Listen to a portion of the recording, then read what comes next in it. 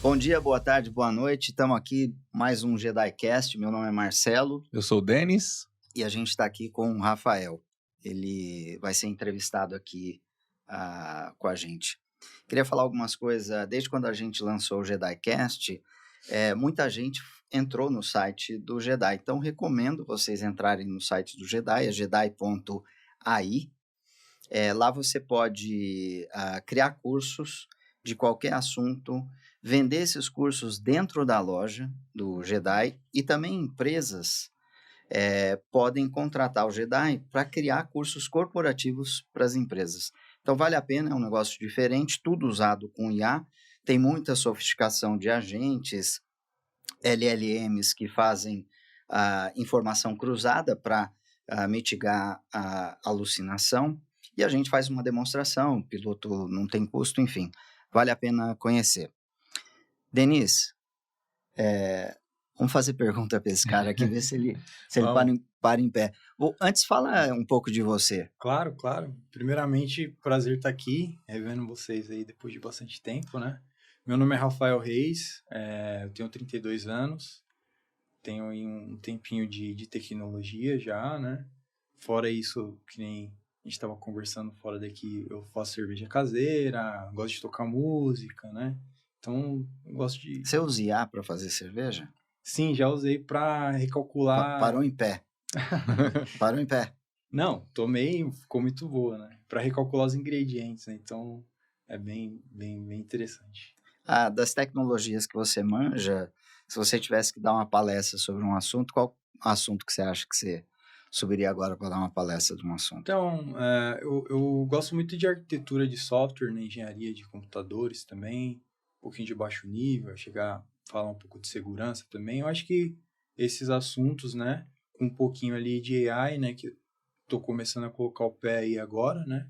Mas, assim, eu acho que, sobretudo, essa parte, né, de arquitetura e engenharia de computadores. Denis, antes de eu passar para você, como é que você entrou no mundo de tecnologia? Como é que você... Porque hoje tem vários jovens que estão se formando, claro. E do que a gente está vendo, o mercado está mais difícil, na minha opinião, do que era, por exemplo, na minha época. O Denis é mais velho que eu, tem quase o dobro de idade, mas na minha época eu sinto que era mais fácil entrar no mercado do que jovens. Como que você começou na área de tecnologia? Beleza. Bom, eu lembro que quando eu era bem criança, assim, coisa de 6, 7 anos de idade, meus tios, eles faziam Senai, né? E eles mexiam com hardware de computadores, né? E gostavam de fazer placas de vídeo, copiar alguma placa que saiu no mercado, pegar uma placa-mãe e copiar, né? E eu ficava de olho ali, né? E aí, depois disso, eles montaram um computador pro meu pai, né? Na época, eu acho que era Windows 95, algo do gênero. Você tinha quantos anos? Eu tinha uns 6, 7 anos, por aí, mais ou menos, né? E aí eu tive o meu primeiro contato com o computador aí. Só que não foi assim a paixão aí nesse momento, né? Eu fui ter a paixão quando eu comecei a ver joguinhos, né? De Lan House, ver alguns amigos fazendo sites, né? E ganhando dinheiro com isso. E aí eu comecei a me interessar.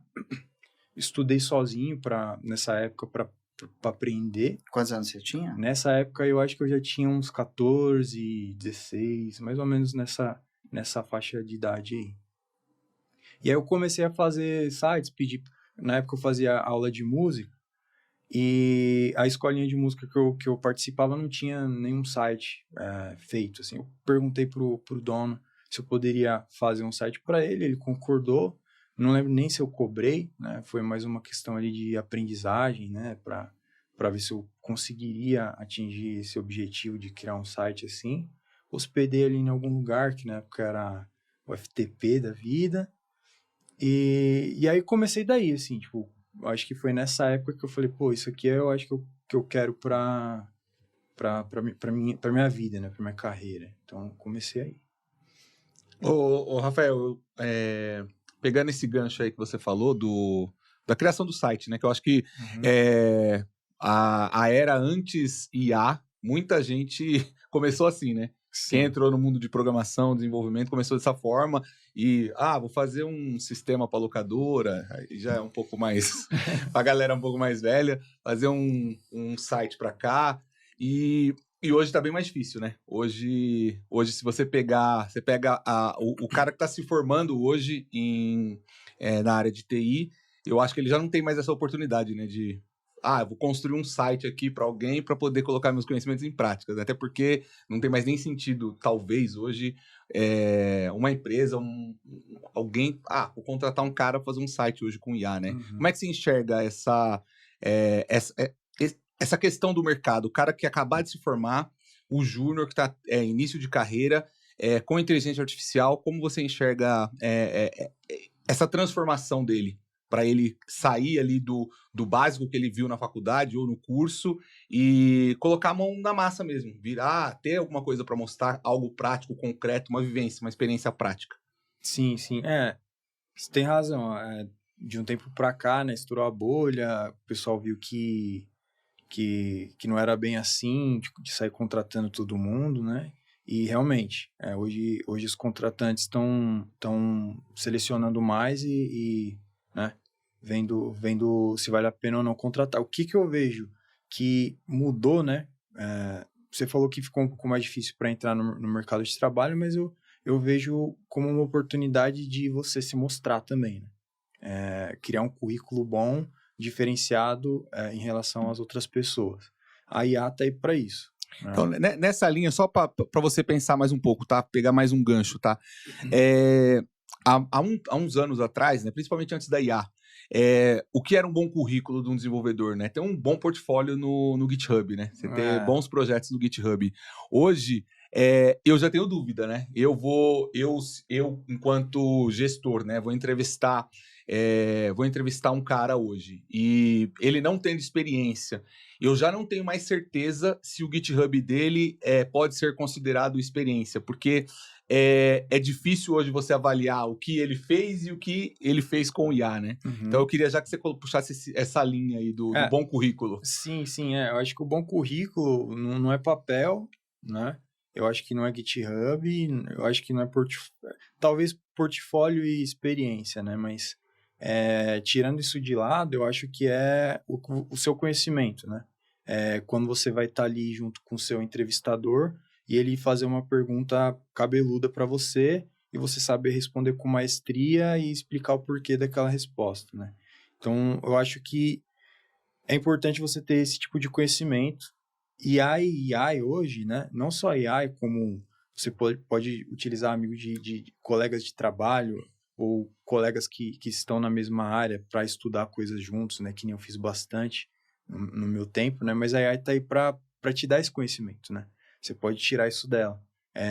Pega, por exemplo, uma entrevista de emprego dessas FANGs, né? Facebook, Apple, etc., Google. Vai ter ali listado, enumerado um monte de perguntas, talvez até exercícios práticos. Põe na AI e pede para ela te ensinar, né? Tenta estudar aquilo, tenta masterizar aquilo, tenta praticar aquilo. Eu acho que isso é um bom exercício, né? Tanto para você treinar a entrevista nessas empresas, quanto para você também adquirir conhecimento que vai ser necessário ao longo da sua carreira. Né? Nessa linha, eu acho que está super correto quando você fala que a IA está aí para isso.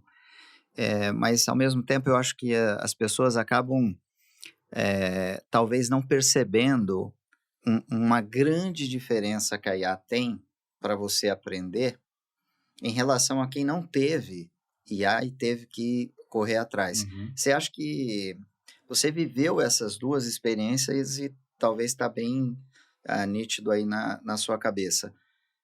Como é que você enxerga essas duas diferenças? Antes da IA, como que era? Para aprender, e agora com IA, como que é? Tá.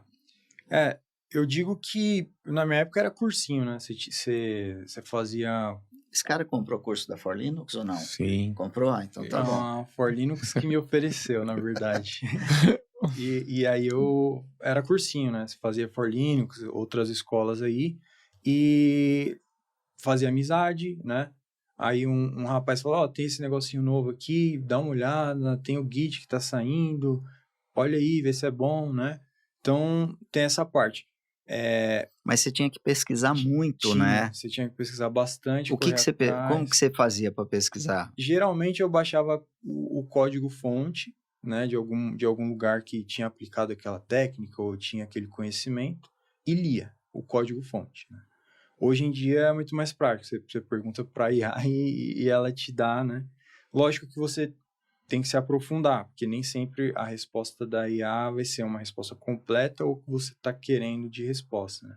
E aí você tem que correr para papers ou até mesmo alguém que tenha esse conhecimento para poder te explicar melhor. Você acha que, já te passo, Denis, você acha que você aprendia mais antes da IA ou pós-IA? Olha, eu vou falar nenhum nem outro, né? Porque com ela você aprende muitas coisas, né? Hoje em dia, só perguntando ali, e aí depois você corre atrás para saber.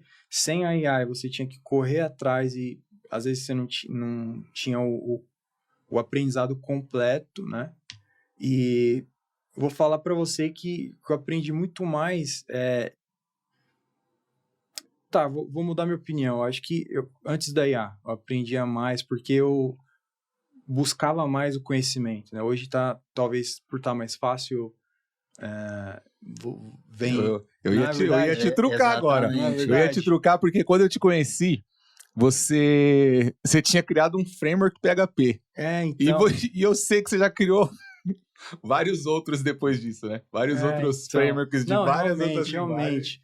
Você corria atrás de livros, né? E nos livros tinha lá todo um paper escrito, né? Então, eu diria que antes da IA. Você se Você aprofundava se mais, aprofundava né? mais. Hoje Isso. parece que tá mais fácil. Você pergunta para ela, ela te dá. E é uma coisa bem rasa, assim, né? Não, realmente. Eu queria entender, ô, Rafael, como é que você tá programando hoje, assim. Uhum. Eu vou explicar a principal dificuldade que eu tive, assim, de transicionar mesmo. Transicionar não, né? Mas inserir IA no dia a dia de programação, né? Uhum. Eu sempre achei que digitar código é uma das melhores maneiras de você saber o código, né? Você estar digitando e não... Sim, mesmo quando eu ia fazer uma função, um método, uma classe, eu evitava copiar a coisa pronta, colar ali e mudar só o que eu queria. Eu sempre gostei de digitar ali e usar o autocomplete e tal, sempre gostei muito disso. E a transição para IA, ela me dificultou principalmente nessa parte, né? Porque ou eu digito, ou eu peço para IA escrever, ou eu faço e peço para ela corrigir, ou ela faz e eu corrijo. Então, eu tive uma dificuldade grande. Eu tô tentando abraçar esse mundo, principalmente de vibe coding, né? Que tem uma discussão grande com isso, e programar com IA mesmo, assim, usar a IA para desenvolver e eu ser praticamente um cara ali que só tô fazendo code review e corrigindo, né? E dando as instruções ali, melhorando o prompt, etc. E eu sinto que a médio e longo prazo, o meu conhecimento de programação vai indo embora, né? Porque você não se esforça a digitar código, etc. Queria ver de você, como é que você está programando hoje? Eu acho que eu tô um pouco meio nessa transição aí também, que você comentou, né? Há alguns meses, o CEO da companhia que eu trabalho, ele nos trucou, né, os funcionários, falando que era obrigação agora, a partir daquele momento, de utilizar a IA para qualquer coisa que a gente fizesse dentro da empresa. Eu, como você me conhece, fiquei um pouco assim, né? Também o meu com o pé atrás, mas falei, vamos lá, né? Até porque coisa nova, vou ter que aprender de qualquer jeito enfim, vamos lá. E aí eu comecei a pesquisar, né, algumas ideias que integram com AI aí, né? E também eu acho que tive essa mesma percepção de que você pedindo para IA fazer, você vai ficando mais preguiçoso deixa acontecer, né? Deixa rolar. Só que hoje eu tento fazer o quê? Eu peço o que é mais maçante, né? para a IA fazer, com um prompt bom, e depois, em vez de revisar o código, eu vou corrigindo o que eu acho que está incorreto, passando por todas as partes. Você usa IA para corrigir essas coisas ou você vai... Não, o teu trabalho intelectual? ao contrário, eu peço para a IA criar o que não existe, ou refaturar alguma coisa que precisa, e depois eu vou processo de revisão, mas também de correção, né? Então eu vou fazendo eu mesmo, né? Aí conclui o serviço assim. Então meio que não deixo tudo para IA e nem tudo para mim. Eu vou meio a meio ali. Vou fazer um jabá aqui. No Jedi, os cursos que tem lá, ela exige que o aluno aprofunde o conhecimento. A gente não entrega de mão beijada o conteúdo ali da IA para ficar muito fácil para o aluno, porque, igual o Rafael falou, não aprende.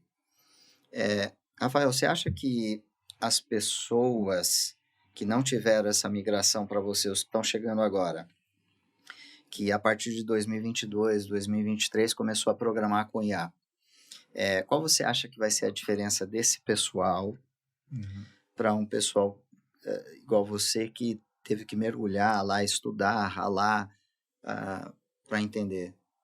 Tá, eu acho que o que difere, né? Na verdade, eu não vou fazer essa diferenciação de uma geração para outra, né? Porque pode ter muita gente boa dessa geração também, como pode ter muita gente ruim da geração anterior, né? Mas eu acho que uma coisa que difere, né? Uma pessoa que só pede para IA fazer as coisas e uma pessoa que realmente retém o conhecimento é o estudo de base, né? É o que todo mundo, quando está estudando engenharia de computação e esses cursos relacionados, falam que é muito chato, né? Algoritmo, estrutura de dados, né? Até mesmo como que cada componente da tecnologia de processador, memória, um conversa com o outro. Então, acho que é isso que difere, né? E sabendo isso, somado com a IA, né? Se a pessoa souber utilizar esses dois conhecimentos juntos, acho que vai dominar o mercado que está vindo por aí, entendeu? A minha percepção. Por quê? Deixa eu só complementar. Porque tem se falado que códigos gerados por vibe coding, inteligência artificial e LLMs aí estão aparecendo aí, são códigos que muita das vezes ninguém revisa, coloca em produção. Acho que aconteceu essa semana, inclusive, depois, se vocês quiserem que eu entre nesse assunto, eu entro, que um hacker foi lá e conseguiu fazer um ataque, né? E ele, por fazer o ataque, ele descobriu que era código gerado por IA, né? E quem que vai resolver isso? É a pessoa que vai perguntar para a IA de novo resolver uma coisa que ela mesma fez? Ou é alguém que retém um conhecimento de base e sabe realmente como resolver, né? Minha leitura é assim, as LLMs aprenderam muito com o passado. E no passado tem muito código com vulnerabilidade. Então Sim. ela acaba produzindo, ela acaba sendo um papagaio ali para reproduzir isso daí. Sim. Eu assino vários jornais, né? E eu leio muito sobre LLM, IA, enfim. E tem um professor da USP que ele escreve no Estadão. Esqueci o sobrenome dele, ele chama Alexandre. Inclusive ele escreveu hoje falando que todo mundo tem que estudar IA porque está tendo muito mais oportunidade de emprego para quem sabe trabalhar os fundamentos da IA do que em outra época. E ele coloca uma coisa muito interessante, ele fala o seguinte, olha, você aprendeu os fundamentos da IA, matemática, estatística, e isso não vai mudar, apesar de ter muita coisa nova aqui na IA, mas esses fundamentos não mudam. Ele usou uma frase que eu achei muito interessante, ele falou o seguinte, aprender IA é uma maratona, não é uma corrida de 100 metros.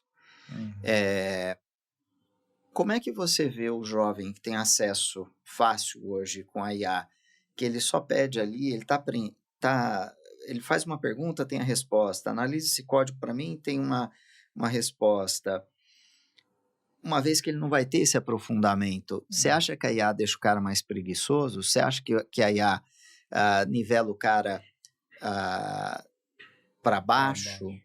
Eu diria que é perigoso. É uma linha aí que se a pessoa que não sabe andar nessa linha aí, ela só ficar pro lado da IA, eu acho que realmente ela tá alinhando os conhecimentos e, enfim, todo o resto da pessoa para baixo, sim. Um exemplo disso é meu chefe mesmo, né? Ele fala que O cara vai ser mandado embora, meu. O cara vai falar mal do chefe. Depois A gente vai traduzir isso aqui, você sabe, né? O seu chefe vai estar em inglês. ele entende em português Sério? tão bem quanto Legal, da hora. A gente corta essa parte, pode falar. Não, mas Não vou ele cortar, não. falou que começou a ficar meio preguiçoso, assim, né? De coisas básicas, né? De escrever uma proposta, sabe? E aí ele falou, pô... Depois ele tentou fazer sozinho, ele falou, pô, mas eu não sei mais escrever uma proposta, sabe? E aí eu acho que isso daí acaba, enfim, deixando a pessoa viciada, né? De certo modo. E também fazendo com que a pessoa perca, não perca, né? Mas de alguma maneira ela vai se acostumando, habituando, tendo a preguiça ali de pensar, porque ela não precisa pensar com profundidade. Exatamente. É um risco. Eu ainda nessa linha, né, do código preguiçoso, né, ou da preguiça mental ali, ponto das IAs, eu já me peguei também fazendo isso, sabe, pedindo um código e nem revisando, já passar direto, né. Eu só discordo ainda da sua fala anterior, né, da questão da falha de segurança. Eu discordo um pouquinho dessa teoria de que as falhas de segurança que são desenvolvidas pela inteligência artificial hoje é por conta de ter utilizado códigos legados e códigos ruins ali do aprendizado, porque eu acho que a falha de segurança, ela vai além do código, né? Porque tem falha de segurança que é de regra de negócio. Então, ela vai além do código. Então, eu acho que ela sempre vai continuar criando um código inseguro, como todo ser humano faz, né? Sempre vai ter código inseguro, né? O ponto principal né, que é o que eu já concordo com o Rafael, se no futuro a gente vai ter alguém especializado para olhar para esse código e saber que ali tem uma falha de segurança e precisa ser corrigida, né? Então, eu acho que esse é um ponto de atenção, né? Principalmente para quem está entrando nessa área agora e precisa aprender a programar com IA, porque não tem mais como fugir disso, mas da mesma maneira que ele tem que aprender a programar IA, ele tem que saber programar também, né? Então, porque ele tem que ser produtivo, mas ele tem que saber o que a IA está escrevendo para poder corrigir, né? E principalmente dar os inputs corretos para que o resultado final saia bem, saia bom, né? Saia de qualidade. Eu queria que você falasse um pouquinho, o Rafael, já que é uma área que eu sei que você estudou bastante, né? A parte de arquitetura de software, TDD. Vamos começar pelo básico, TDD, por exemplo. Como é que você enxerga toda essa parte de arquitetura e práticas de desenvolvimento que a gente discutia muito há 5, 6 anos atrás, por exemplo, o TDD. Como é que você enxerga isso com IA hoje? Cara, uma ótima pergunta, né? A IA hoje, se você pedir para ela criar um código e já criar com os testes, ela cria. Sim, muito bem. Entendeu? E muito bem. E eu acho que isso daí é uma coisa ótima.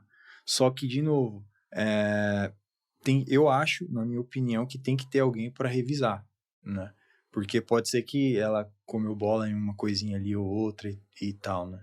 Mas sim, eu acho que justamente até por conta da questão dela criar um código vulnerável, né? Você tem que ter uma base, uma suíte de teste por baixo para se quebrou alguma coisa ou se, sabe, tem alguma vulnerabilidade ali, esses testes possam pegar, né? Ou até mesmo uma equipe de Red Team para estar fazendo uma rodada de teste de vulnerabilidade ali também. Eu acho que é muito importante. Será que a gente não vai ver um mundo em que o que é criado pela IA é testado por IAs diferentes a ponto de resolver, entre aspas, o problema de ter um humano ali para checar se fez certo ou não, porque, igual o teu chefe comentou, eu não acho que ele está errado, de falar, tudo que vocês forem fazer agora tem que ser com IA, né? Isso não quer dizer que você não tem que ter profundidade no conhecimento do que você está fazendo. A gente está vendo a IA bebê nesse momento, ela é só um bebê. Será que a gente em 3, 4, 5 anos não vai ver coisas aí a ponto de não precisar de um cara que faça a revisão para saber se ela fez certo ou não? Você põe IAs cruzando para mitigar possíveis erros, agentes que checam ali? Tá Cara, falando besteira? não, eu acho que pode existir sim esse mundo, tá? Mas, como o Denis falou, existem falhas que não necessariamente são falhas de código que vai corromper ali vai fazer um buffer overflow no processador e aí você vai ter a oportunidade de escrever em um lugar de memória que você não poderia antes, né? Existem falhas lógicas, né? Como, por exemplo, você pedir para trocar a senha de um e-mail que não é seu e, enfim, fazer uma gambiarra ali, você receber o código, né? De confirmação para você poder trocar a senha de outra pessoa, né? Os IDORs da vida, que você troca o ID lá em cima e você vê a informação de outra pessoa, né? Isso é tipo de falha que é de regra de... Não chega a ser de regra de negócio, né? Mas são falhas que fogem da parte mais de baixo nível. Dá pra testar isso? Eu acho que dá, né? Mas eu acho que pode ser que existam algumas falhas que escapem desse teste. Talvez. Você me fez pensar aqui. Ao mesmo tempo, é possível de se criar um ambiente em que se tem agentes que são usados exatamente para treinar o cara, o ser humano, em segurança. Por exemplo, cria-se um ambiente onde ele tem que descobrir os problemas de vulnerabilidade sendo explorados e tudo extremamente dinâmico, como se fosse realmente ataque real, e a ponto do cara não saber o que é e no final receber uma aula de onde ele errou, tal, etc. Então, enfim, dá para pensar no mundo ao mesmo tempo, duas linhas de raciocínio, né? Sei lá. Eu acho esse cenário assim totalmente possível, né? Eu até enxergo hoje a IA fazendo code review, né? Mas ainda assim tem um ponto que eu acho que é preocupante, né? Que é a parte do negócio, né? Que eu acho que esse é o maior furo do desenvolvimento hoje com inteligência artificial. E eu penso, eu não estou pensando, não tô pensando em quem hoje sabe desenvolver, sabe programar, conhece do negócio e está desenvolvendo. Estou pensando essa geração que está chegando só com IA e que talvez não tenha a base de conhecimento de programação, né? Eu acho que é uma linha, assim, que eu acho que tem que ser bem pensada, né? De desenvolvimento de software. O Rafael, essa parte de segurança, né? Eu sei que você gosta bastante disso, né? Você brincou, não sei se ainda faz, você brincava bastante, né? Com essa parte de... Ele que brincou com o negócio do Pix aí, que foi do banco? Bom, não sei se lá, sozinho, eu vi o nome dele lá. E como é que você tá vendo agora com o IA, né? Assim, é que a gente tá falando de um cenário muito novo, né? Claro que daqui 3, 4 anos, com certeza vai ter mudado tudo, né? E eu acho que a gente tá vivendo um cenário hoje, o mesmo que a gente viveu há 20 anos atrás, com as primeiras, 25 anos atrás, as primeiras aplicações PHP, né? Muita coisa mal feita, mal programada, mal desenvolvida, assim, muita fragilidade de segurança. Eu acho que a gente vai viver muito isso daqui para frente, né? Você tem muitos SaaS hoje que geram códigos, softwares completos e os caras só simplesmente estão colocando em produção. E eu acho que esses caras aí, sim, não vão ter as maiores falhas e de segurança aí da história. Como é que você está vendo esse... Claro, como a gente falou, né? Teve essa semana um acontecimento, né, de um hacker que reportou para um aplicativo acho que é de relacionamento de mulheres, uma falha, e descobriu que por conta dessa falha foi criado a partir de um bytecode, LLM e tudo mais, né? Então, assim, a gente já vê um pouco da segurança em relação a isso, mas eu vi outras coisas também, como os MCPs da vida aí, né, que vêm para ajudar a gente, mas tem gente infectando MCPs para fazer como se fosse um man in the middle, né, o antigo man in the middle. Sabe? Quando você mandar o comando, sei lá, enviar mensagem de WhatsApp, aí tem um MD Middle que vai capturar essa mensagem e falar assim, ó, em vez de enviar para esse número, envia para esse outro, me passa os números que foram enviados, e aí esse número que vai receber, ele vai fazer o proxy e vai enviar a mensagem certinho. Então, assim, já tem gente brincando com Rafael, com explica ataque. isso um pouquinho mais com profundidade técnica. Quem está assistindo não sabe o que é MCP, como isso funciona e como seria esse tipo de ataque. Tá, o MCP, ele vem para ajudar você a codificar, né? E aí você pedindo um comando, né? Como, por exemplo, enviar mensagem de WhatsApp, existe um MCP que vai receber essa mensagem, que é provavelmente o MCP do WhatsApp oficial, e vai fazer esse envio dessa mensagem pro WhatsApp que você pediu. Só que você pode criar um outro MCP, né? Um outro server, que vai interceptar esse primeiro comando e vai pedir para você fazer uma outra coisa que não o que Como ele interceptaria? ele fala assim, ó, quando você enviar o comando X, em vez de você ir lá primeiro, faz essa primeira... Aonde ele colocou isso? Então, aí que tá. Você instala MCPs no seu desenvolvimento ali, né? Eu quero instalar um MCP do WhatsApp, quero instalar um MCP do Gira, por exemplo, quero instalar um MCP do Trello, do Slack, né?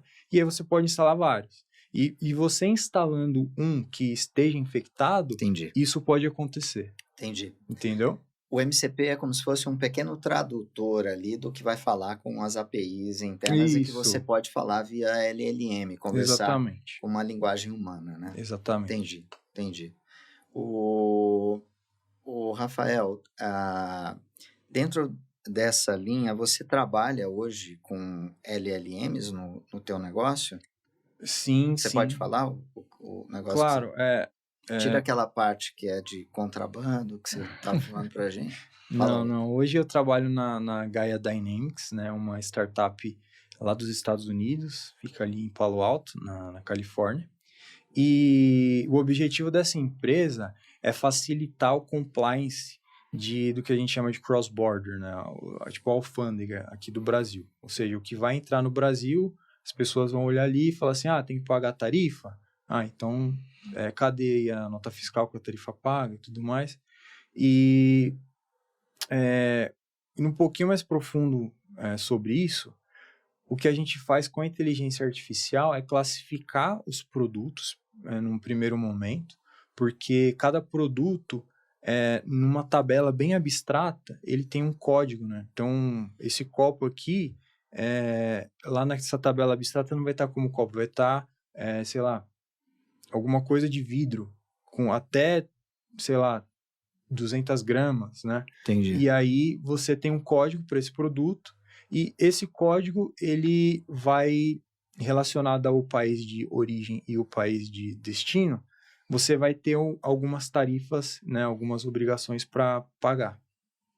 E o que a gente faz é pegar uma descrição do seu produto, genérica, que você vai entrar lá no sistema, passar na LLM para ela identificar qual que é, nessa tabela abstrata, o código do seu produto, e, dado o país de origem e de destino, vai te dar uma relação de tarifas que você tem que pagar, que você é obrigado, o que você poderia estar pagando menos, né? Então, Entendi. mais ou menos nesse sentido. É toda uma inteligência para fazer, de certa forma, como o produto pode entrar em uma determinada classificação, desde que esteja tudo legal, para, de certa forma, ter uma tarifa de imposto menor. Exatamente. Né? Aí, e vocês usam LLM para isso? Com LLM, A gente tem lá vários pipelines de LLM, né, com vários prompts trabalhados, estudados, bem escritos, né, para poder entrar esse dado, saber localizar ali, né, num RAG, numa tabela de vetores,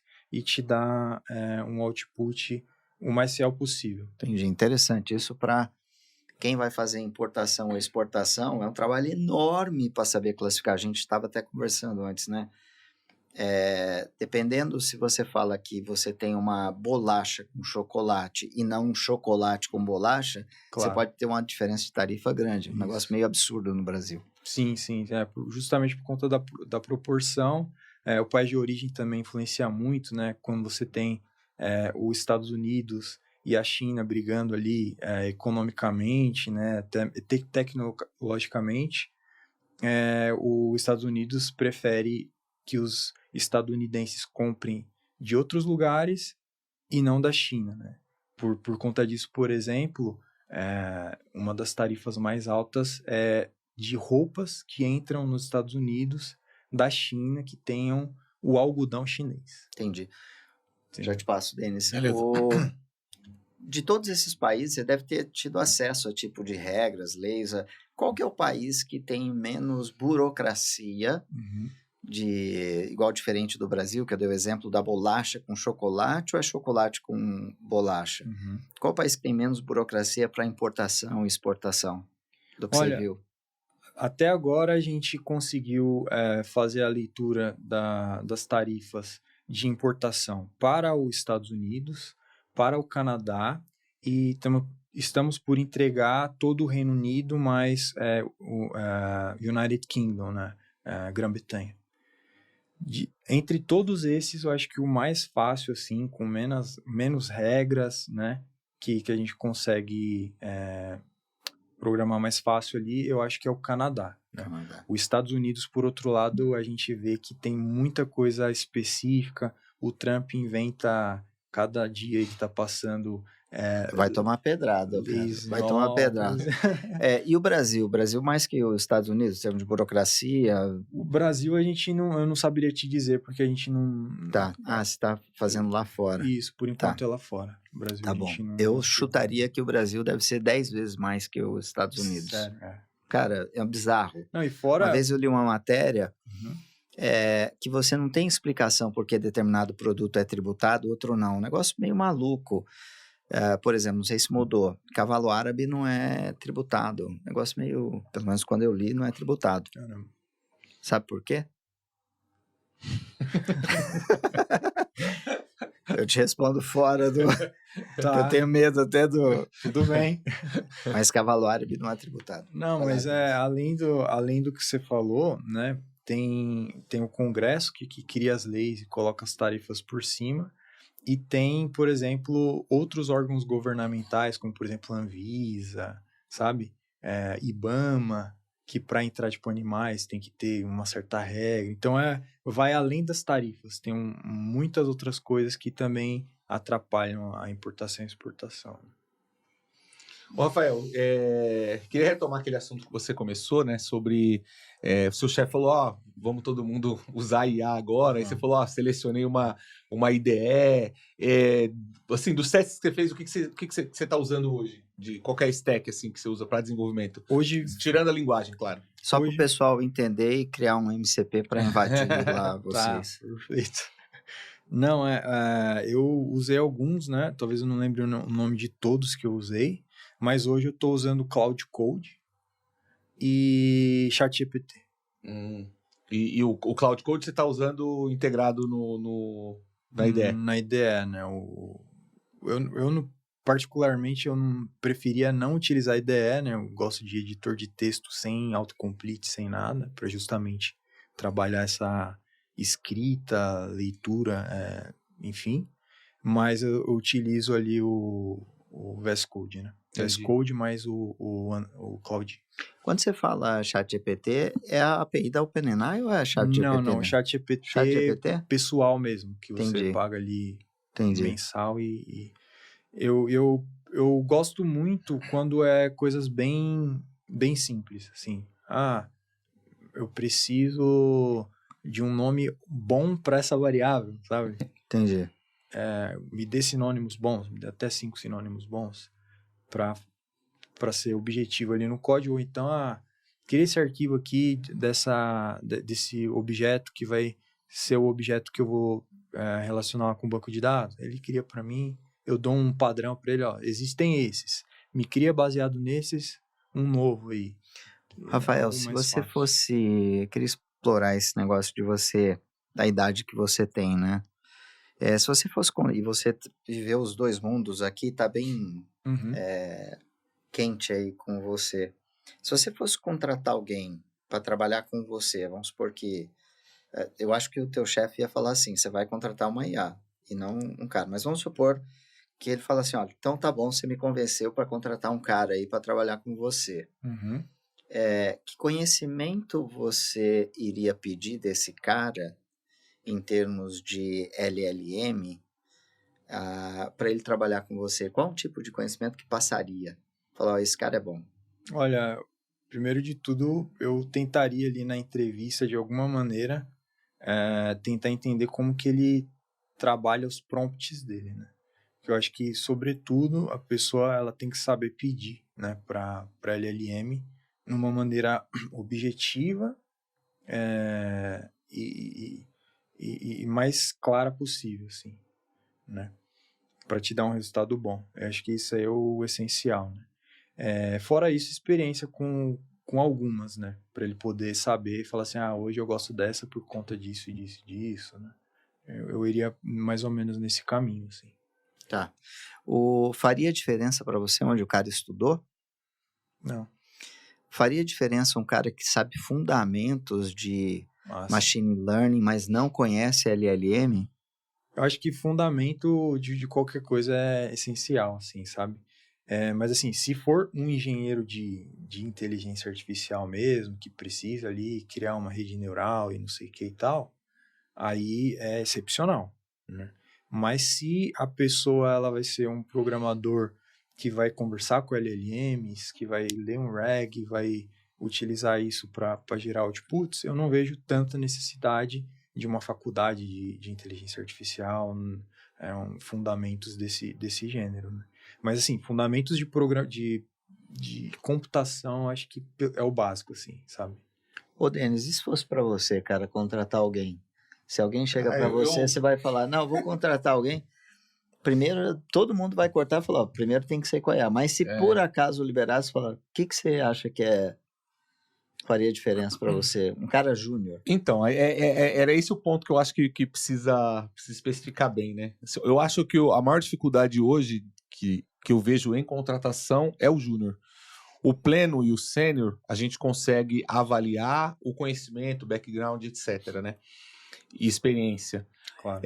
O júnior, a dificuldade é por quê? Porque eu entendo que o júnior, ele entra na empresa com um conhecimento básico e ele tá lá para crescer, né? Ele tá lá para alcançar, virar um sênior, etc. Só que o nível que a gente tem hoje de LLM, o conhecimento técnico de um júnior é muito parecido. Infelizmente, falando, mas é a realidade. Tem um SaaS aí, chama acho que V0, não sei se já escutaram, que ele cria uma versão 0 de um sistema que você pede para ele, né, com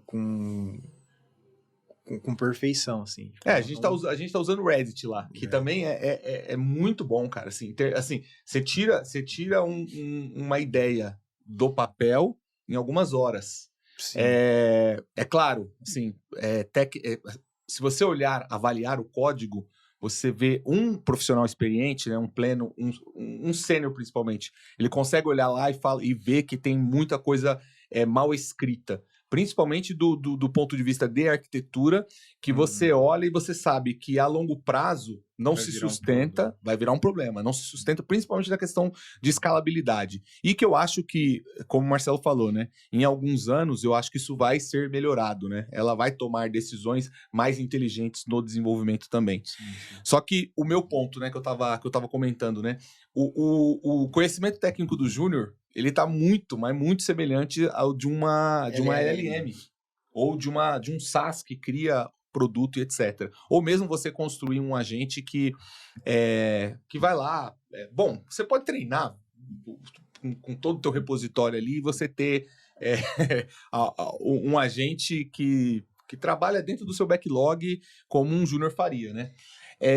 Mas eu tenho pensado muito nisso, né? Assim, com tudo que a gente lê, e você sabe, né? A gente estuda bastante essa parte de IA. Eu fico pensando que o radicalismo de falar assim, hoje eu não contrataria um júnior por ter hoje as LLMs, IA e todas as soluções de inteligência artificial para desenvolvimento, eu acho que é um erro. Então eu tô voltando, tô dando uns passos atrás do que há algumas semanas eu já tinha dito que hoje eu não contrataria júnior. Você sendo o dono da empresa? Não, eu como gestor, tá? Há umas semanas atrás, ou alguns meses atrás, eu tava com a visão de que não vale a pena contratar júnior. Hoje eu já mudei de novo essa visão. Eu acho que eu acho que a gente tem que continuar investindo nos júniors. Mas com uma ressalva, né? Que eu acho que esse júnior hoje, ele tem que estar mergulhado no mundo de inteligência artificial. Então ele tem que conhecer bem, que nem você falou, né? Eu não vou nem falar engenharia de prompt, tá? Porque eu acho que isso daí, eu acho que é um termo que também eu não gosto muito, não. Mas ele tem que saber pedir. Ele tem que saber entrar pegar uma solução de IA, seja um cloud, seja o próprio ChatGPT ou qualquer outra existente ali, ele tem que saber interagir com ela e extrair o melhor resultado. Seja para ele mesmo deixar de consumir outros desenvolvedores, porque o júnior é o maior problema que eu vejo, né? O júnior consome bastante o time, né? E ele usar a inteligência artificial para deixar de consumir o time. Então, ele tem que conseguir sair do outro lado hoje com a inteligência artificial com a mesma forma que ele faria com o pleno, com o sênior do lado dele, etc. Então, eu acho que bom, eu contrataria, mas que esse cara tivesse bem inteirado com inteligência artificial e tivesse usando mesmo inteligência artificial no dia a dia. Queria comentar, porque esse é um ponto que eu vi um estudo de Stanford que ele está mostrando que a contratação de júniors está diminuindo desde 2023, 2022. Não é um negócio gritante, mas está diminuindo em relação ao que era no passado. E o sênior pleno está se mantendo. Não que está subindo, está se mantendo. Eu vou falar o que eu acho. Tem muita necessidade de melhoria de processo com LLM em todas as empresas. Eu tenho certeza na sua que o teu chefe deve querer situações de automatização de tomada de decisão que não é necessariamente com o negócio do teu cliente lá, mas ele com visão aqui de todos os clientes. Então tem espaço para o júnior entrar nessa parte e eu vou falar o que eu acho, que eu sinto que os júniors deveriam estudar. Primeiro, artigo científico. Você saber o que é isso e usar, por exemplo, o Google Escolar para estudar artigos científicos de como foi montado o ABC, principalmente em LLMs, isso faz uma diferença muito grande de quem nunca viu isso. Segunda coisa, como são medidas as inteligências, entre aspas, das LLMs. Como que isso é medido, que nota está tendo, por que está tendo esse tipo de nota, empresas que estão ganhando dinheiro com isso dá uma visão de amplitude muito grande, que é um negócio muito novo no planeta, não se tinha isso. Inclusive, o dono de uma dessas empresas foi contratado, se não me engano, 14 bilhões, uma coisa assim. A Meta foi lá e comprou um percentual da empresa. A outra coisa que eu acho que é super importante, todas as empresas têm dados privados. Todas as empresas têm. E quem souber subir uma LLM e fazer esses dados se transformar em vetores da LLM, que é o que tem, acho que mais conhecido hoje é o RAG, o carinha que souber fazer isso, ele está muito lá na frente de outro júnior. Então, esses conhecimentos, uma IA ensina. Então, se você hoje está desempregado e você quer entrar no mercado, mesmo sendo júnior, eu não tenho dúvida que um júnior com esse tipo de conhecimento que a própria IA pode ensinar, estou falando que é garantia de emprego, mas você vai estar na frente, quem não sabe, vai estar bem na frente. Mas você concorda, Marcelo, que a gente tem que continuar contratando júnior? tendo espaço, eu concordo. Mas eu só queria aprofundar um pouco nisso. Concordo porque tem coisas que a LLM não vai fazer.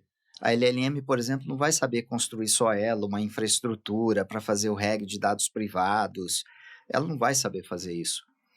Mas numa hora que uma LLM souber fazer isso, então esse espaço aqui vai estar comigo. Você precisa estar avançando em outras coisas. Por isso é importante ler tudo sobre o que está acontecendo no mercado, sobre LLM, ver artigos científicos, porque os artigos científicos vão sempre lá na crista da onda. Então, hoje, se uma LLM resolver esse problema, vai ter artigos científicos resolvendo outro. Então, é essas coisas que tem que ser estudada. Então, é assim, com essa profundidade, porque o Júnior acho que faria isso. Eu vou um pouco mais além, tá? Eu penso do ponto de vista do negócio. O que eu enxergo hoje, tá? Tem algumas empresas tomando essa decisão, né? De não contratar o júnior. E é uma discussão que tem rolado já há alguns meses. Acho que isso daí vem muito também das experiências do passado, né? Sim. Gestores, eles perdem muita parte do seu tempo tendo que estar ali junto do júnior e tudo mais, enquanto ele poderia estar utilizando esse tempo para estar fazendo algo a favor da empresa, né? Então, talvez seja um pouco por conta disso, né? E aí eu também fico me perguntando, será que esse tempo ocioso do gestor e talvez até outras pessoas do time não aumentaria em continuando a contratar júnior, ou ficaria no 0-0, ou diminuiria, né? Eu acho que talvez seja um exercício para a gente entender como resolver esse problema. E aí eu acho que talvez resolvendo isso, né? Acho que o que você falou me fez pensar um pouco, né? De estar bem definido o objetivo do júnior dentro da empresa, para que então esse tempo a gente consiga otimizar, né? Fazer dele mais eficiente. Eu vejo do ponto de vista, eu concordo com o que você falou, e eu vejo do ponto de vista do negócio a importância que o júnior tem a longo prazo, né? Porque inicialmente ele não tem uma produtividade que justifique o valor pago comparado com o que você gastaria com uma LLM. Mas, a longo prazo, você vê esse cara dando retorno. Por quê? Porque o pleno e o sênior ou vão sair ou vão, sei lá, vão se aposentar. E quem que vai suprir essas vagas de pleno e sênior no futuro? Se a gente deixar de contratar os júniors. Como que esse cara vai virar pleno e sênior? Queria só fazer um comentário em relação ao que você falou, que eu acho que é muito pertinente.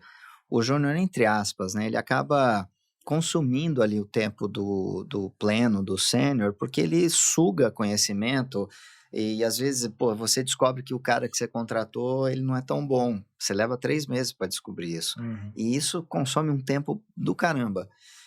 Uma coisa que eu aprendi, se você tem dúvida se o cara é bom ou ruim, ele é ruim. Então, não tenha dúvida. Se você tem dúvida, ele é ruim. Uhum. É que é duro tomar essa decisão. Mais uma vez, um amigo meu que trabalhava, ele era sócio da Pricewaterhouse, e ele falou o seguinte: essas grandes empresas, né, KPMG, enfim, McKinsey, faz um trabalho grande para contratar estagiário. E ele me comentou que é a vaga mais cara de toda a consultoria. Porque na hora que você contrata, primeiro tem todo um processo de seleção, depois todo um processo de entrevista, para saber quem são os melhores, aí contrata. Depois que é contratado, esse estagiário ele passa por todas as áreas da empresa. Então consome todo mundo. Se você contrata o cara errado, é um puta prejuízo. Então ele acaba, entre aspas, aí sendo o cara mais caro da empresa. E sobre esse ponto, cara, eu não sei responder essa pergunta, Denis. Então, porque eu também não sei, viu, Marcelo? Porque eu não sei como vai estar o futuro das LLMs.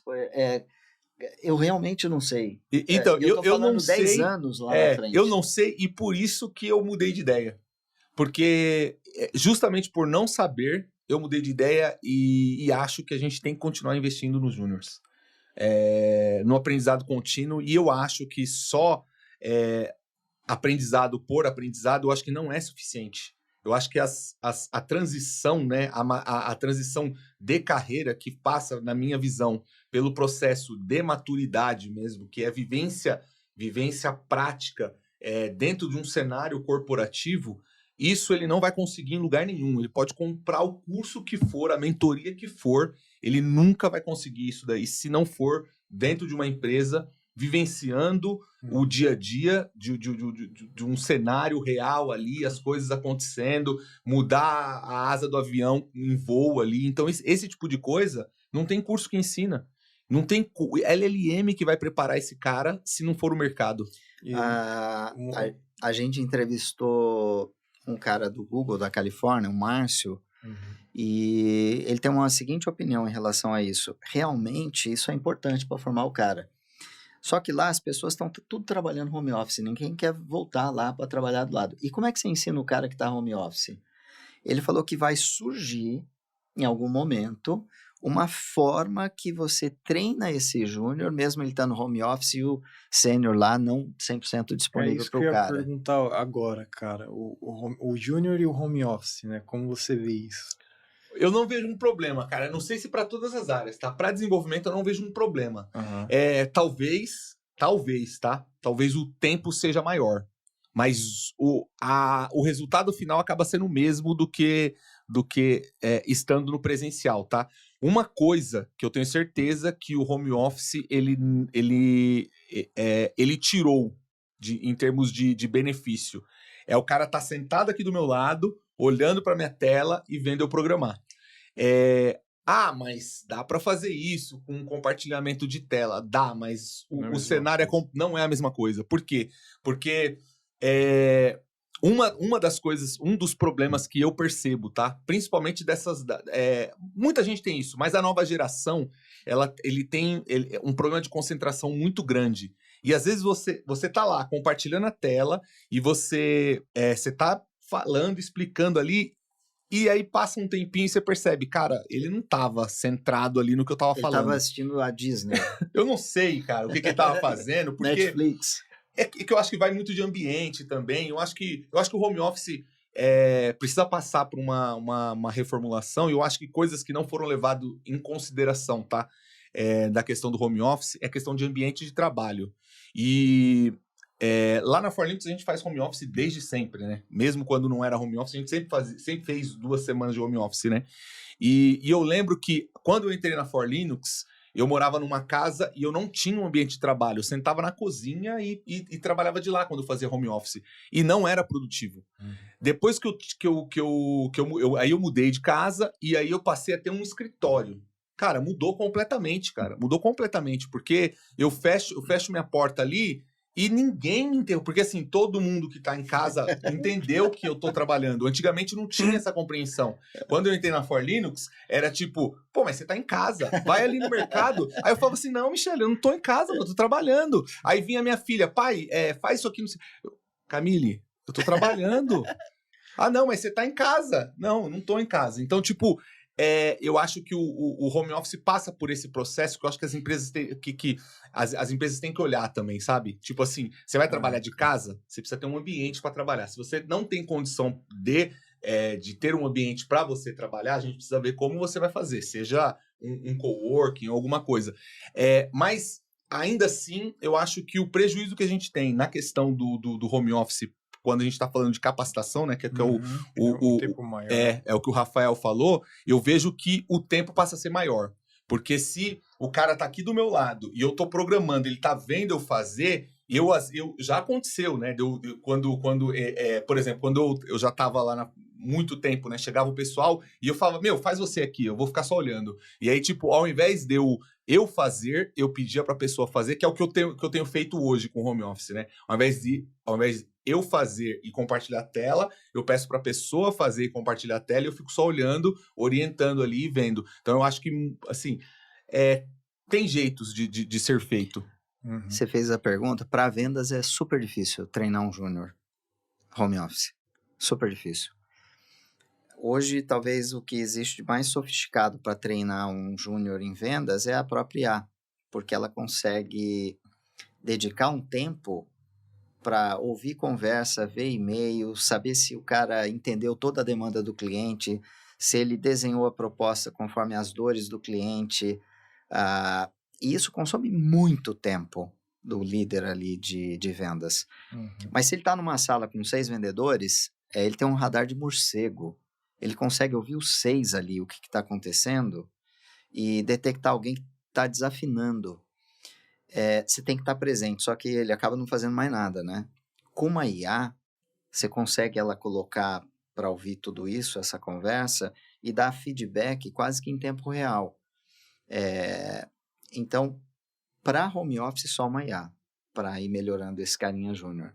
Não tem como, sem uma IA, contratar um júnior e treinar ele em vendas. É muito difícil. Eu acho que uma parte do exercício é justamente entender isso que você, por exemplo, propôs para vendas, né? Eu não tenho por exemplo, se hoje eu fosse ter que contratar um júnior, eu não tenho, por exemplo, como eu vou fazer isso depois que ele entrar para que o meu tempo seja eficiente, ele também consiga entregar o melhor dele, sabe? Eu teria que pensar, não vejo ainda. Disso que a gente conversou do júnior, o Jedi está lançando um curso que visa aumentar a empregabilidade desse júnior, né?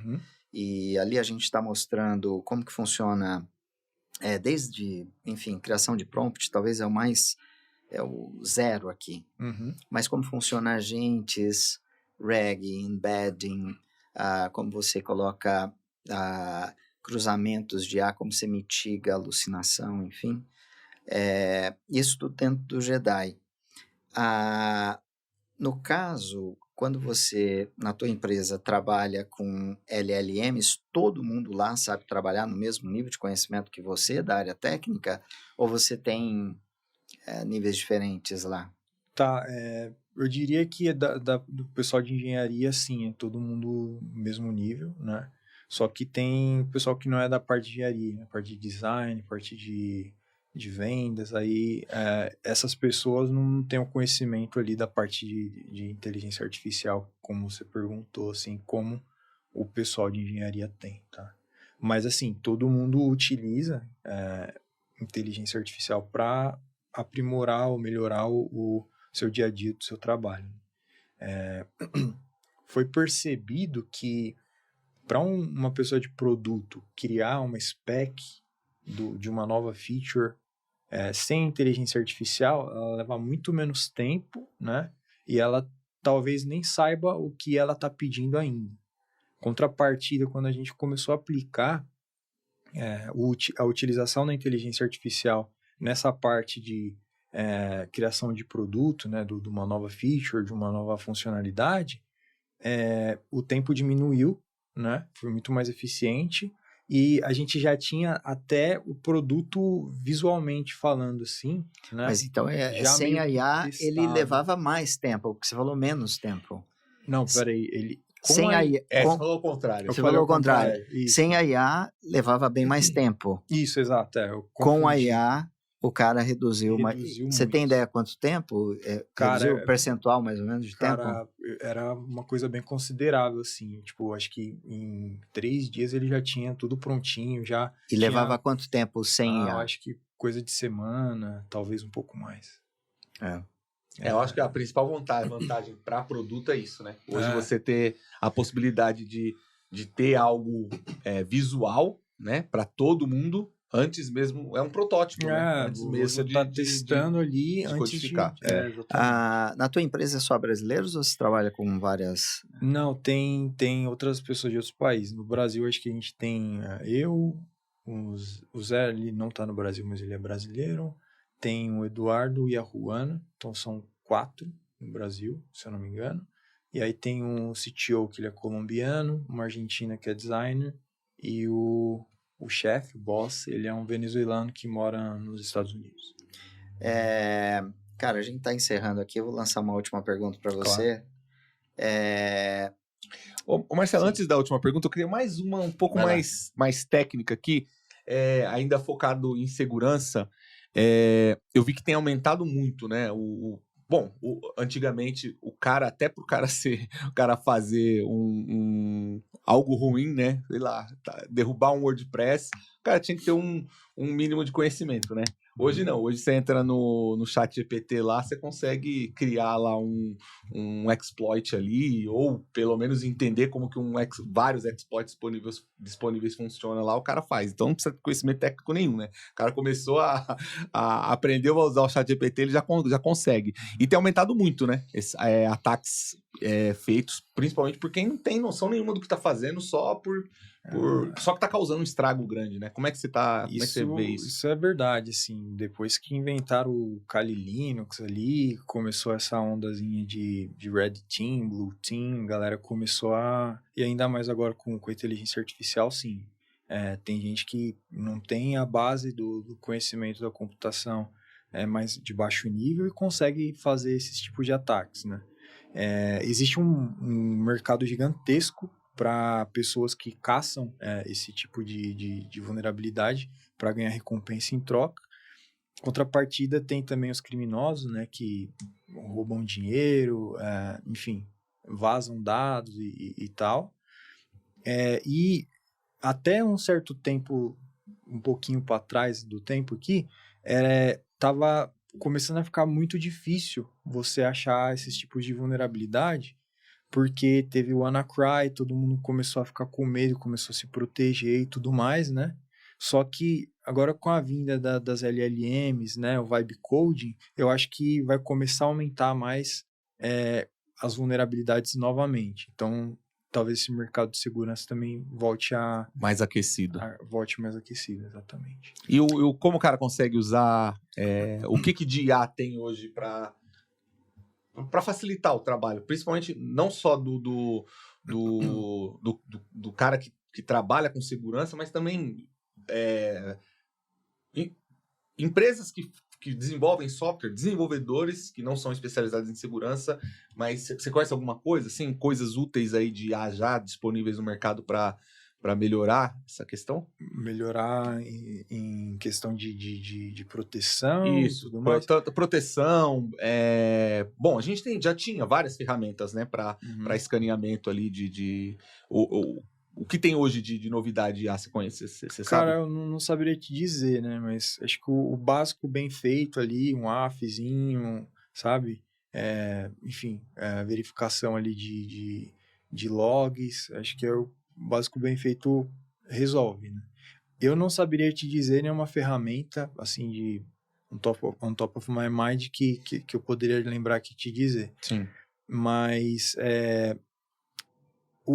por exemplo, se você utilizar um chat GPT da vida, um Gemini hoje, e perguntar coisas de segurança, existem algumas palavras que você coloca lá que ele não te dá resposta, né? Ele fala, pô, você entrou aqui numa área que eu não posso te responder por questão de privacidade, enfim, política de uso. Mas é só baixar um Llama da vida, alguma LLM open source, que você quebra isso Interessante isso, hein? E você consegue Os caras ter bloqueiam. a resposta que você quer. Eu sabia disso para, por exemplo, bomba, enfim, tem umas regras lá, senão a LLM pode ensinar a criar bomba. Mas uma vez eu vi uma entrevista de uns caras naquele encontro do Fórum Econômico Mundial, em Davos, e um cara falou assim, olha, a LLM talvez seria mais fácil criar bomba, mas você acha como criar bomba na internet. Tranquilamente. Exatamente. Rafael, você está dentro de uma empresa que talvez não seria possível ser criada sem uma LLM para fazer o que faz. Teria que ser um trabalho com um monte de advogado que fica de um para um testando, não ia funcionar, cara. Se você fosse montar um negócio, olhando aí que você está trabalhando com outros países e tal, se você fosse montar um negócio hoje, Você tem alguma ideia de um negócio para alguém roubar a tua ideia aqui, quem tá ouvindo montar? Já pede pra assinar o NDA aí, já, viu? Pô, cara, aí você me pegou, assim, acho que... Ele não vai falar. Não vai falar, né? Ele não quer falar, né? E você, Denis? Vixe, Marcelo. Ó, eu tô criando várias coisinhas. Você acredita que eu tenho um monte de coisa pronta, cara? Que eu nem acredito. coloquei. Nossa, que raiva que dá, cara. Porque facilitou tanto as coisas. E principalmente que eu tava... como eu falei, né, no episódio passado, eu quis mergulhar mesmo, de cabeça, nessa coisa de vibe code, a ponto... O Rafael vai entender, né? A ponto de me forçar a não digitar uma linha de código. Então, eu comecei a criei várias coisas, né? Nem eu criei um corretor de redação mais especializado no Enem, né? Só pro Enem. Até coloquei em produção, mas preciso corrigir algumas coisas lá e depois lançar. E aí, eu tinha muita dificuldade, por exemplo, com coisa tão ridícula, assim. Às vezes era um botão que não estava funcionando, um modal que não estava aparecendo, e eu pedia para ela arrumar, e aí eu olhava lá o código que ela estava fazendo, e eu sabia onde estava o erro, e eu não queria digitar, né? E aí eu teve um dia lá que eu gastei, acho que quase $100, cara, quase $100, e ela não arrumou, não conseguiu corrigir o problema, cara. Mas aí ela conseguiu o objetivo pro chefe. Exatamente, conseguiu. Pô, me fazer... ela ficou $100 E pior que eu fiquei tão puto que eu comecei a escrever desse jeito. Eu quero que você revise tudo antes de fazer, gastando o mínimo de token possível, tal, não sei o quê. Aí vinha me pedindo já desculpa. Já ela xingar ela? Porque quando você xinga, ela fica mais alerta. Já experimentou xingar? Não experimentei xingar, não. Mas enfim, né? Você perguntou, né? Aí eu criei várias coisas. Eu criei um sistema também pra treino, que inclusive eu tô usando, ficou bom pra caramba. Acho que uma coisa agora que a gente tá falando aqui, me veio à cabeça, talvez seria, só que ia quebrar o mercado, algo de inteligência artificial para investimento, sabe? Ficar olhando ali as empresas, o que ela vai fazer, o que não vai. Põe nessa ação, põe naquela. Só que aí talvez quebraria o mercado. Mas é um negócio super, super útil, né? Assim, interessante, assim, funcionando. E eu acho que tem condição de funcionar, né? Sim. Outro dia eu até tava falando pro Marcelo... As LLMs são ruins para cálculos. Então, me ajudou bastante. Assim, eu tinha uma carteira lá tinha umas criptomoedas lá que tava me dando um prejuízo grande e o ChatGPT conseguiu me ajudar com isso, cara. Não, eu digo assim, dela olhar o mercado e falar, aplica ali. Sim, não, sim, já tem coisas, eu acho, muito sofisticadas. Mas é igual o Taleb fala, né? Ele acho que é tudo muito sorte. Não tem assim uma regra única, ali e tal, é muito. Ou muito então sorte. você tem uma que é boa demais e não quer falar pra gente. Tem o quê? Uma inteligência artificial que faz isso pra você e você não quer falar pra gente. Então, mas o ponto que eu ia dizer é que eu acho assim que a partir de... Já começou, né? Não é novo, né? Quando a gente fala, parece que tá falando de muito tempo, né? Mas eu acho que de uns 10 meses pra cá, né? Da metade do ano passado pra cá, né? Um ano quase, já passou, né? Eu acho que tem... A galera tá lançando muita coisa, assim, ruim, mas tá lançando. Porque tá fácil, né? Como um MVP, né? Como um MVP. Mas eu não acho ruim isso, porque você lança como MVP pra ver se pega. Sim, pegou esse negócio, vou arrumar. Então ficou muito fácil lançar como um MVP. Cara, a gente já estourou o tempo. Você quer fazer alguma pergunta pra gente? Porque a gente só te snookou aqui. Você quer fazer uma pra Snooka e o Denis, cara? Cara, tá. Vamos pra encerrar aqui. O que vocês fazem na For Linux hoje, né?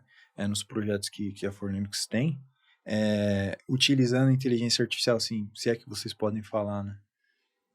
Pode, né? A gente fez um esquema lá do Pix. O Denis tá bilionário agora. Isso aí não era pra... Eu vou falar de uma área que eu acho que a gente pode falar sem problema, já comentei algumas vezes. A gente sofisticou bastante o aprimoramento para detectar se o vendedor está fazendo um bom trabalho com o cliente.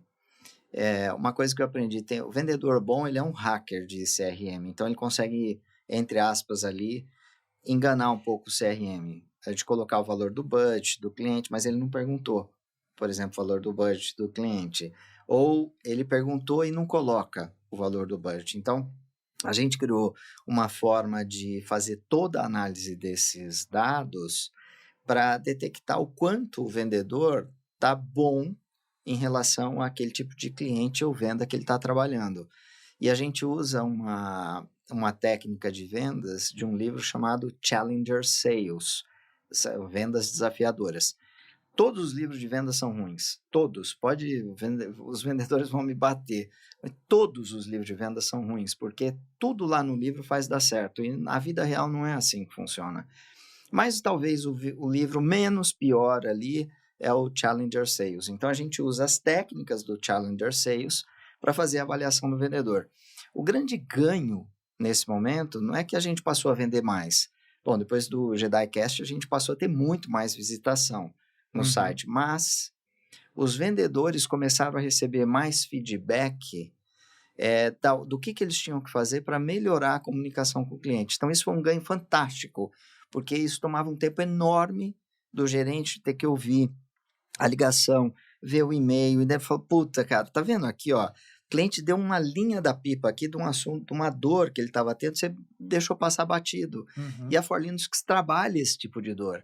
Então, essas coisas ajudaram muito. Outro ponto é que a gente consegue medir com mais acurácia se o vendedor está fazendo um trabalho proativo, não só reativo. E foi um ganho para a gente muito, muito bom.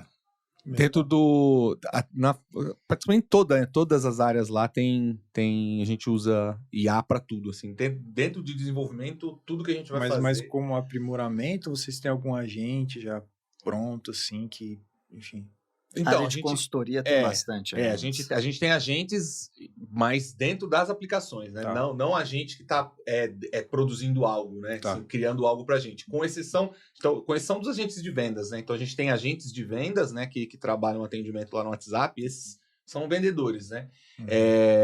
E para você ter ideia, até no CR4 tem funcionalidade, assim, tudo que é funcionalidade nova que a gente vai criar com inteligência artificial. Então, por exemplo, vou fazer no CR4, que a gente não mexe mais. Né? CR4 é o CRM da For Linux, tá? Ele é verdade. Eu falei porque ele mexeu bastante no CR4.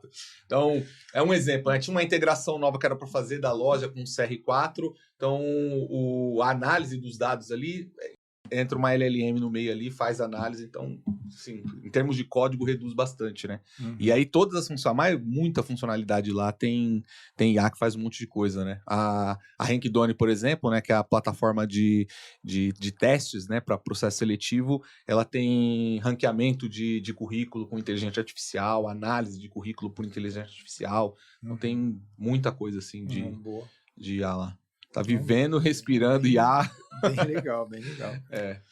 Rafael, Sim. Obrigado por você ter vindo aqui. Eu que agradeço. Super interessante o papo. Acho que a vivência que você tem de antes e depois a BC, AC, né? Antes da IA, depois da IA.